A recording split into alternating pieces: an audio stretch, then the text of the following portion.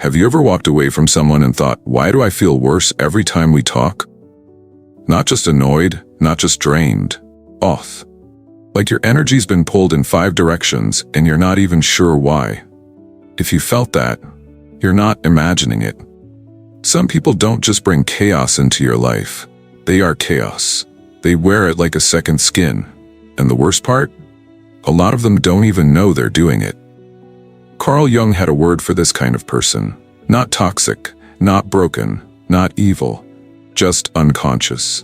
Someone who's been overtaken by a certain archetype, a powerful psychological pattern that runs on autopilot when it's left unchecked. And when someone gets stuck in one of these roles long enough, it becomes their whole personality. He identified 7 of these archetypes as especially dangerous, not because the people are inherently bad, but because their energy is contagious. It gets in your head, your emotions, your sense of self. You start reacting to things you'd normally brush off. You shrink a little or question yourself more. Sometimes without even realizing it. That's the real danger. Not obvious abuse, not screaming matches. The danger is in how slowly it happens, how normal it starts to feel. Now these 7 archetypes, they're everywhere. In your relationships, your workplace, your family, and yet in you too. That's the uncomfortable truth. We all carry these patterns. Jung didn't think in terms of good versus evil. He thought in terms of awareness versus blindness. This isn't a call-out video, it's a mirror. Because once you can recognize these people for who they really are, not who they pretend to be, not who you wish they were, but who they're actually showing up as, you take your power back. You stop stepping into emotional traps. You stop rescuing people who don't want to change. We're going to walk through all 7 of these archetypes, one by one. I'll break down what each one looks like in real life, not just in theory, and how they affect you. I'll share personal reactions, stories, and patterns I've seen in the real world. Some of these I've been hurt by. 1 or 2 I've been. That's part of the work. Being honest about how these archetypes show up in us too. Some of them you'll spot right away. You'll think, oh, that's my ex, or that's my old boss. Others might take a second. They're sneakier. They hide behind charm, or wisdom, or love. And one in particular, the final one, is the most dangerous of them all. The one that looks like a dream, feels like a soulmate, and turns into a nightmare you didn't see coming. We'll get there. But first, we start with one that's easier to name, but just as important to understand. The person who refuses to face their own flaws, and instead turns their darkness into your burden. The shadow dweller. Let's break it down. You know that guy who always finds something wrong with other people? Always pointing fingers, always playing the victim, always caught up in drama, but never once stops to ask, could this be me? Yeah, that's the shadow dweller. Jung talked a lot about the shadow, and not in some spooky, woo-woo kind of way. He meant the parts of ourselves we don't want to admit exist. Our jealousy, our anger, our need for control. The stuff we repress, deny, or project onto others because it's too uncomfortable to own. We all have a shadow. That's normal. That's human. But some people, they live in it. They're so unaware of their own flaws, so unwilling to do any kind of self-reflection, that they walk around handing their darkness to everyone else and calling it truth. These are the people who say, everyone's so negative, while constantly complaining, or I can't trust anyone. But they're the one, lying and stirring things up behind the scenes. They'll accuse you of being controlling while trying to micromanage your every move. It's maddening and confusing, because it always feels like you're the one in the wrong. You try to defend yourself, explain, fix it, but it never works, because they're not arguing with you. They're fighting their own reflection. Jung called this projection. And with shadow dwellers, it's constant. If they feel something dark or uncomfortable inside themselves, they toss it onto someone else as fast as they can. And if you're standing too close, that someone else is you. I had a coworker once who would smile through her teeth while slowly tearing everyone down. If someone else got praise, she'd immediately find something wrong with their work. Always worded just politely enough to sound professional, but always carrying that little twist of venom. You know what I'm talking about? That kind of emotional sabotage that makes you second-guess your own wins? And if she got called out on anything, instant victim mode. Suddenly you were attacking her character or making her feel unsafe. No accountability, no curiosity, just straight-up deflection. The worst part is, shadow dwellers often don't seem threatening at first. They might even come across as warm, open, maybe a little vulnerable. But over time, the pattern becomes clear. Other people are always the problem. There's always a new villain, a new betrayal, a new toxic friend they had to cut off. And if you stick around long enough, you become that person. This is why Jung said the shadow, when left unconscious, directs your life, and you'll call it fate. Because shadow dwellers don't think they're doing anything wrong. They're convinced they're the only ones seeing the truth.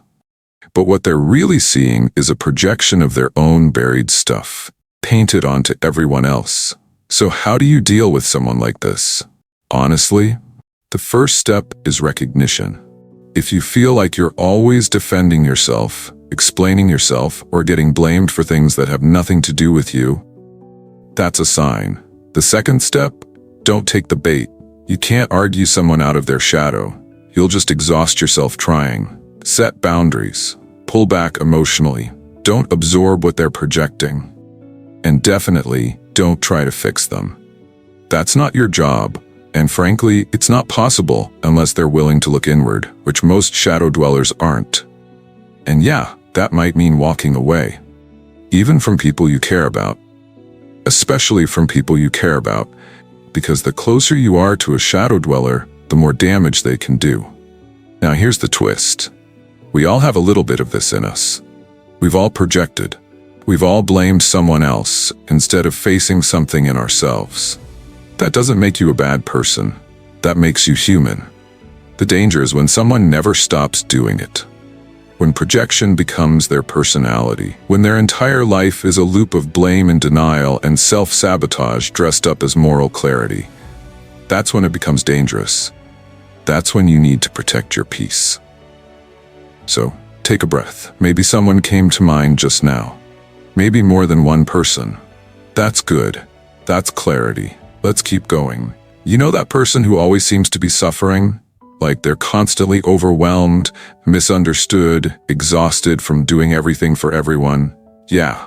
But then somehow you're the one who ends up feeling guilty? That's the martyr. Jung didn't use the word martyr exactly, but he definitely understood the type. It's someone who's stuck in a victim loop. They thrive on being needed, on being the one who sacrifices. But underneath that, there's a craving for control, emotional control. And they get it by making you feel bad. It's sneaky, because at first, they seem caring, helpful, selfless even. They're the ones who always say yes, always step up, always offer to take on more. And if you're someone who values loyalty or support, it's easy to think, wow, this person really shows up. But eventually the vibe shifts. That support starts to come with strings. They start reminding you what they've done for you. They start expecting payback, emotional, social, time, attention. And if you don't deliver, cue the guilt trip. Suddenly you're hearing things like, I just thought you'd be there for me. I guess I care more than you do. Don't worry, I'll handle it, like I always do. It's emotional blackmail, but dressed up as love. Jung would say this is someone who hasn't integrated their shadow of resentment. They suppress it, pretend they're being selfless, but the bitterness leaks out in passive-aggressive jabs, long silences, or martyr-style storytelling. You know, those dramatic monologues about how much they've suffered for others, and how little they've gotten in return. I had a friend like this in my early 20s. Every conversation somehow circled back to how hard her life was. She was always helping everyone else and getting nothing in return. If you didn't drop everything to be there for her, you were a bad friend. If you set a boundary, she'd act like you'd abandoned her in a time of need. The emotional load was constant. And I'll be honest, I fell for it at first. I mean, who doesn't want to be a good friend? Who doesn't want to help someone they care about? But here's what I learned the hard way. Martyrs don't actually want solutions. They want sympathy, attention, power. The second you try to help them take real responsibility for their choices, they shut down or turn on you. Because the story of, "I'm the one who always suffers," can't survive if they actually start healing. That's the trap. Now, if you're naturally empathetic, this one is especially dangerous because you will feel for them. You'll relate to their pain. You might even start making excuses for their behavior. Well, they've just been through so much. Or, they mean well, they're just tired. And sure, maybe they are. But good intentions don't make it okay for someone to use their suffering as a weapon. So what do? First, check in with your gut. Do you feel lighter after talking to this person, or heavier, empowered, or drained? Second, watch the pattern. One crisis is real life, but constant crisis, constant self-sacrifice followed by guilt tripping, that's not a one-off, that's a system. And third, set boundaries. Say no without apologizing. Let them feel disappointed. That's not your job to fix. And if the guilt tripping ramps up after you pull back, that's confirmation, not contradiction. The martyr relies on your guilt to keep control. Without it, the story falls apart. Now let me be real here. This one's tricky because it looks like love. It feels like connection, but it's not. It's a transaction in disguise. You give them emotional oxygen and they keep the fire of their pain burning. Eventually, you'll suffocate. Jung said that any archetype, when it becomes the total personality, becomes a mask, a persona. The martyr is a mask of goodness that hides a deep fear of powerlessness. And the moment you stop playing along, that fear lashes out. So if this sounds familiar, you're not cruel for stepping back. You're just choosing not to be controlled. All right, next up. Someone who's a lot more fun at first glance. Witty, magnetic, kinda thrilling to be around, until you realize they're twisting everything behind the scenes. The trickster. You know someone who lights up the room? Funny, clever, never runs out of stories. They've got this effortless charm that draws people in. You think, wow, this person's refreshing. But then, little by little, things start to feel off. They tell different versions of the same story. They avoid straight answers. You leave conversations feeling confused, maybe even guilty, but you're not sure why. That's the trickster. Now, Jung didn't paint the trickster as inherently evil. In fact, this archetype can be useful. It shakes up old systems, pokes holes in inflated egos, makes space for transformation through humor and chaos. But when someone gets stuck in this archetype, when it becomes who they are, not just a temporary role, it turns toxic. At first, it looks like lightness. They're fun, they make you laugh, they bring levity to serious situations. But that lightness starts to feel slippery. Their words twist in midair. They make promises they never intend to keep, stir the pot behind the scenes, and then disappear when things blow up. And the most exhausting part? They rarely take responsibility. They deflect, downplay, or flat out deny. They say things like, "You're too sensitive. I was just playing. Can't you take a joke?" That's how the trickster stays in control, by keeping you off balance. The conversation never lands. It just spins, and you're left trying to make sense of a situation that was never meant to make sense in the first place. I've dealt with tricksters before. One in particular could charm an entire room, then plant seeds of doubt behind people's backs. Always smiling, always joking. But somehow, he was always in the middle of drama he claimed to have nothing to do with. And if you called him out, he'd laugh it off. Wow, someone's in a mood today. So how do you deal with it? First, notice the emotional impact. If you constantly feel confused, on edge, or unsure around someone, that's not nothing. That's the effect of a pattern. Second, stop trying to match their energy. Tricksters want you to dance. Just stop moving. Be direct. Ask clear questions. Stick to what's real.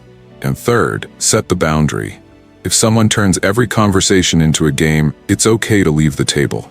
You don't need to decode someone who doesn't want to be understood. You just need to protect your peace. Let's go with dangerous type number 4, the tyrant. Someone who's the exact opposite of the trickster. They don't dodge power. They grab it, and they'll crush anything that threatens their control. You ever know someone who just has to be in control all the time? Like if they're not running the show, they're uncomfortable, or worse, furious. They'll bulldoze conversations, steamroll decisions, dominate every room they're in. And if you challenge them, suddenly you're the enemy. That's the tyrant. This isn't just someone with strong opinions or leadership skills. The tyrant goes beyond that. This is someone who's addicted to power. Jung connected this archetype to the corrupted version of the king or father, the one who's supposed to protect and lead, but instead rules through fear, shame, and control. Tyrants don't want cooperation, they want obedience. And if you don't play along, they'll punish you, subtly or directly. I had a boss once who fit this perfectly. Always watching, always criticizing, never offering help, just corrections. You could meet every deadline, hit every target, and still get torn down for something small. And if you pushed back, cue the silent treatment, or worse, public humiliation. With a tyrant, everything becomes a test of loyalty, and nothing you do is ever quite good enough. This archetype thrives in environments where people are afraid to speak up. In families, they might be the parent who makes every decision, shuts down emotion, and demands respect without earning it. In friendships or romantic relationships, they'll slowly isolate you, cutting off your autonomy under the excuse of just looking out for you. It's all about power, and fear is their favorite tool. The scary part is that some tyrants are extremely competent, smart, even charismatic. They might lead companies, communities, even households with precision, but underneath, there's no flexibility, no room for other voices, and definitely no tolerance for vulnerability.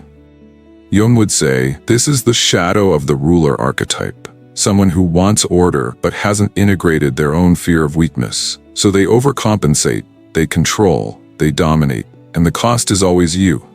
So what do? First, recognize the pattern. If someone constantly criticizes, overrules, or shuts down your perspective, it's not a strong personality.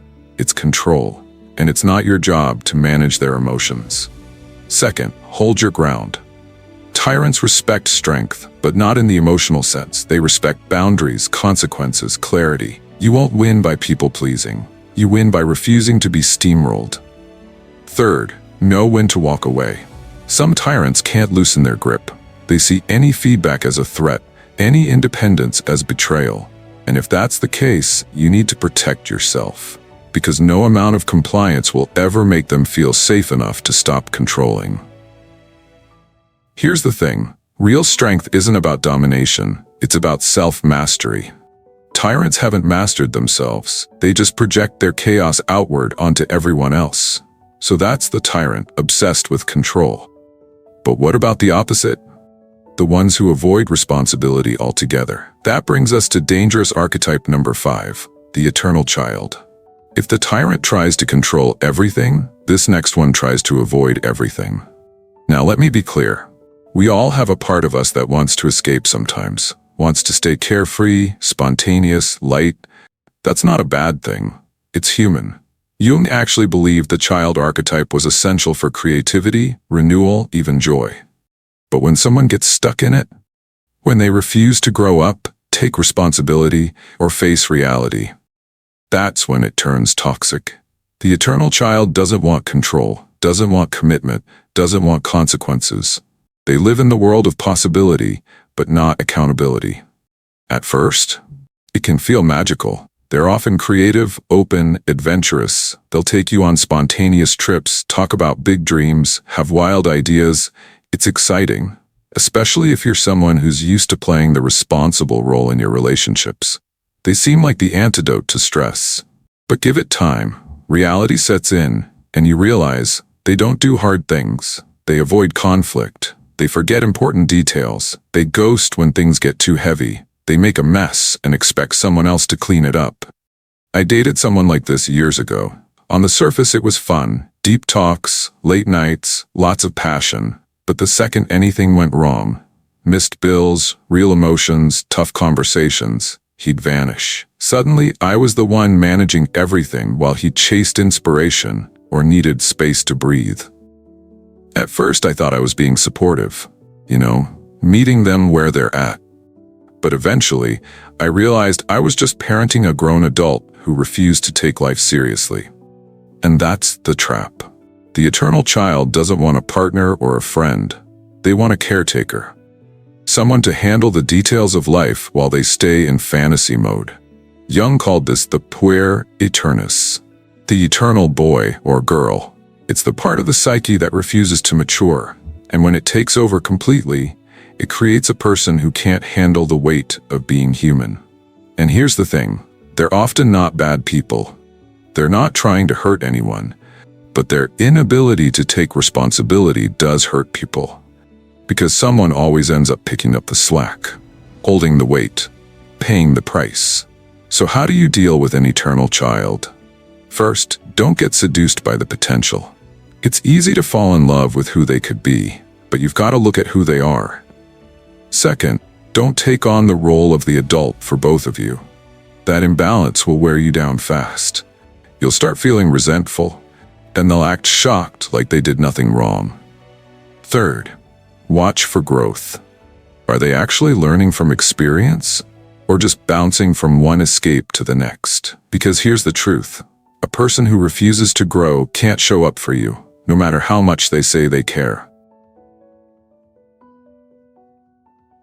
Let's move into dangerous type number 6, the inflated sage. Someone who seems wise but uses their knowledge to dominate, correct, and control in more subtle, insidious ways. Let's talk about a different kind of control. One that's quieter, more polished, and honestly harder to call out. You've probably met this type before. The one who's always right. The one who's read all the books, done all the inner work, and somehow made their wisdom into a weapon. At first, they seem impressive, intelligent, thoughtful, maybe even inspiring. They speak calmly, they drop quotes, they know how to dissect emotions, reference philosophy, pull out psychological terms. You think, wow, this person really gets it. But spend enough time with them and something starts to feel off. They don't actually listen. They wait for their turn to talk. They don't have conversations, they give lectures. And when you're struggling, instead of empathy, they give you a diagnosis. This is what Jung would call an inflated ego. Specifically, someone who's over-identified with the archetype of the wise one. The sage is supposed to be the seeker of truth, but when that energy gets hijacked by ego, it becomes about superiority, not insight. They're not trying to understand you, they're trying to be above you. I've been in rooms like this. I've sat across from people who talk about healing, compassion, consciousness, and then belittle you the moment you say something they don't agree with. You express doubt or confusion, and suddenly you're resisting growth or stuck in ego. It's condescending, and it's subtle. That's what makes it dangerous. The inflated sage doesn't yell or explode. They calmly correct. They reframe everything to position themselves as the enlightened one. And if you challenge them, they hit you with spiritual jargon or intellectual spin until you feel like the dumb one for even trying. And the wild part, they often believe they're helping. That's the tricky thing with this archetype. They're not usually out to manipulate, but they're so wrapped up in their own narrative of being wise or awake that they stop being curious. They stop being open, and they definitely stop being humble. It becomes performative wisdom, insight without compassion. Jung warned about this in his writings on the persona and inflation. When someone gets too attached to their role, they lose sight of the full self. They become an image, a mask. And anyone who threatens that image by disagreeing, by feeling something messy, by being human, gets pushed aside. So what does this look like in real life? You're trying to vent, and they start quoting Eckhart Tolle. You're expressing fear, and they tell you that's just your wounded inner child talking. You share a boundary, and they give you a lecture about emotional reactivity. It feels like being therapized without your consent, and it's not okay. So how do you handle it? First, trust your gut. Just because someone sounds smart doesn't mean they're right or safe to open up to. Second, ask yourself, does this person ever admit when they're wrong, or is it always you who's not seeing clearly? And third, don't be afraid to disengage. You don't owe anyone your vulnerability just because they can quote Jung or lead a meditation. True wisdom doesn't need to prove itself. It's quiet, it's curious, it's okay with not having the last word. And if someone uses their knowledge to make you feel small, confused, or less evolved, that's not a sage. That's ego in a lab coat. All right, 6 down. And now we get to the most deceptive and honestly the most dangerous archetype of them all. Let's talk about dangerous type now. 7, the seductive illusionist. And now we've reached the most dangerous one of all. You probably already know who this is. Maybe not the name, but the feeling, the magnetic pull, the intensity, the way everything feels different around them, richer, deeper, almost faded. They show up in your life and it feels like they see right through you. Like they were made for you, like you can finally exhale. And then, slowly, without warning, things shift. They start disappearing emotionally. They get cold, distant, confusing, and you're left chasing the person they were at first, wondering what happened. That's what makes this archetype so dangerous. It's not obvious, it's not loud, it feels like love, connection, maybe even destiny. But it's not. It's a projection, a performance, a trap. Jung talked about this as the anima and animus projection, the unconscious image we carry of our ideal partner. The perfect masculine or feminine energy we imagine will complete us.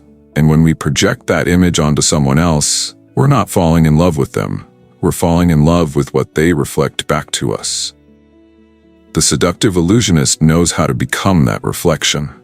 Not necessarily on purpose, but they feel who you want them to be, and they become it. For a while. And it's intoxicating. They mirror your interests. They say all the right things. They're emotionally in tune until they're not. Once you're hooked, they begin to pull away. Subtly. One-word replies, long silences, sudden mood swings. And when you ask what's wrong, you get gaslit. Or worse, made to feel needy or irrational for even asking. I've been there. Fully. Deeply. I fell for someone who knew exactly how to hit every emotional chord in me. They were passionate, vulnerable, intense. It felt like we were two souls who had finally collided in the right place, right time. But over time, the connection became a guessing game.